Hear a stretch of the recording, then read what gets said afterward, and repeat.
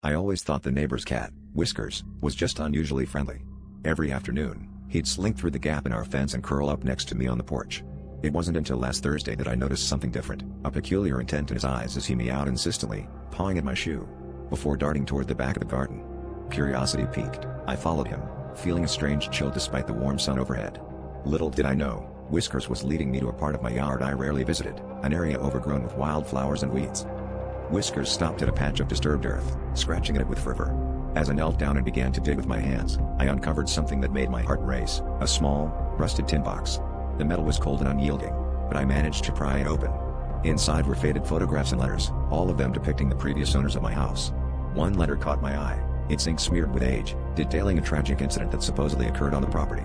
A sense of dread settled over me as I realized I was unearthing more than just old memories. I was unraveling secrets that were never meant to be found.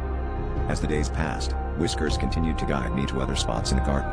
Each time I unearthed more relics of the past, a child's toy, a broken locket, and more letters that painted a picture of a family consumed by grief and loss. The more I discovered, the more I felt an oppressive presence around me, as if the garden itself was watching, waiting. Neighbors began to mention seeing strange lights at night, hearing whispers carried by wind. I tried to dismiss their stories, but the feeling of being watched never left me. The climax came one stormy evening when Whiskers led me to the largest tree in the garden, his eyes glowing early in the dim light. As lightning flashed across the sky, I felt compelled to dig beneath its roots, uncovering a weathered, wooden box. Inside, I found a dusty journal filled with desperate entries about a hidden tragedy that had cursed the land. The final entry was a chilling plea for forgiveness.